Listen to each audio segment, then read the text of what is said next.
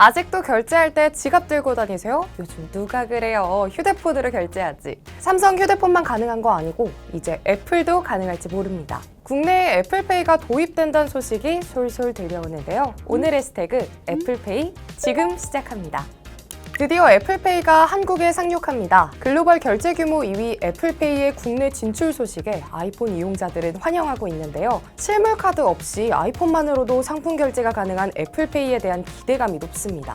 현재까지 애플페이가 출시된 나라는 일본과 중국을 포함해 70여 개국에 달하는데요. 그에 비하면 한국 출시는 조금 늦은 편이죠. 업계에 따르면 애플은 현대카드와 손을 잡고 국내 시장에 애플페이 출시를 준비하고 있는 걸로 알려졌습니다.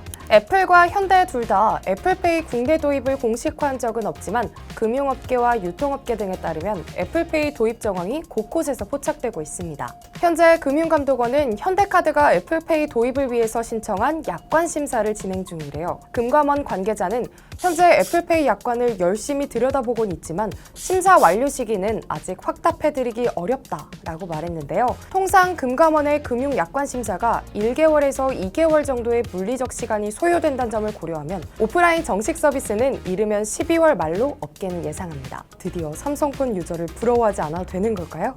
애플의 경쟁자인 삼성전자는 애플페이 출시에 긴장하고 있습니다. 우선 애플페이가 국내에 도입된다면 아이폰 유저들이 결제할 때 애플페이를 사용하겠죠. 그러면 기존 페이사들이 위협받을 겁니다. 또 애플페이를 계기로 아이폰 유저가 증가해서 결론적으로는 삼성페이와 갤럭시 유저를 위협하겠죠. 삼성전자에게 애플페이 출시는 상당한 위험 요소로 인식되나 봐요. 삼성전자는 애플이 제공하지 못하는 다양한 기능을 계속 출시하고 있거든요. 갤럭시가 가지고 있는 유저 시장과 삼성페이가 가지고 있는 이 시장을 뺏기지 않으려는 노력으로 보입니다. 애플페이 출시에 삼성전자는 가만히 있을 수 없었습니다. 이에 맞서서 삼성전자는 세계 최초로 UWB, 초광대역 기반의 디지털 홈키를 출시한 건데요. 삼성전자가 종합 프로테크 기업인 직방과 협력해서 직방 UWB 스마트 도어록, 디지털 홈키를 삼성페이에 탑재했습니다. 해당 스마트 도어록을 설치한 삼성페이 사용자가 도어록에 접근하기만 하면 자동으로 잠금이 해제되는 거죠.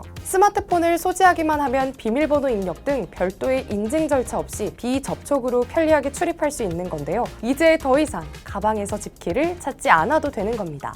또 최근에 삼성페이는 운전면허증을 삼성페이에 등록해서 모바일로 면허 여부를 확인하는 서비스를 시작했습니다. 국내선 탑승 소속부터 영화관, 편의점 등에서 신원을 확인하거나 성인 인증을 할 수 있게 된 건데요. 최근 이 내용으로 삼성페이 광고를 시작하면서 마케팅에 박차를 가하고 있습니다. 이번 삼성페이 광고는 지난 2019년 갤럭시 S10 출시 당시 나온 이후 3년 만입니다. 갤럭시 스마트폰으로 신용카드, 디지털키, 탑승권 등을 지원한다는 점을 담은 광고입니다. 스마트폰 신제품 출시 등의 이슈가 없음에도 광고에 나선 건 아마도 애플을 견제하려는 의도겠죠? 하지만 이런 소식에 근심 가득한 사람들도 있습니다. 바로 소상공인들인데요. 기존 카드 단말기를 교체해야 하는 상황에 소상공인들은 걱정이 태산입니다. 애플페이는 NFC, 즉 근거리 무선통신 결제 방식만 지원하기 때문에 지금 단말기로는 결제가 불가능하거든요. 국내 신용카드 가맹점 290만 개 중 NFC 기반 단말기를 보유한 곳은 약 10%밖에 되지 않습니다. 국내 대부분 점포에서는 MST, 그러니까 마그네틱 보안 전송 단말기를 사용하고 있죠. MST는 카드 마그네틱을 통해 결제 정보를 전송하는 방식인데요. 삼성페이는 NFC와 MST도 지원해 단말기 교체가 불필요했거든요. NFC 지원 단말기 교체 비용은 통상 15만 원에서 20만 원 정도입니다. 이런 이유로 애플페이에 상용화는 상용화대로 늦어지고 영세 사업자들의 근심도 깊어만 갑니다. 애플페이가 국내에 도입된다고 하더라도 무조건 핑크빛은 아닙니다. 당장 사용할 곳이 많지 않기 때문인데요. 그래서 시장 파급력은 예상보다 크지 않을 수도 있습니다. 앞서 말씀드렸듯 일반 소상공인 입장에서는 15만 원에서 20만 원에 달하는 NFC 단말기 교체 비용은 부담스럽거든요. 그동안 낮은 NFC 단말기 보급률과 애플 자체의 높은 수수료 부담 등으로 국내 카드사들은 애플페이 도입을 성사시키지 못했습니다. 업체에서는 현대카드 측이 단말기 교체 비용을 부담하는 조건으로 애플페이 도입을 성사시켰을 것으로 보고 있어요.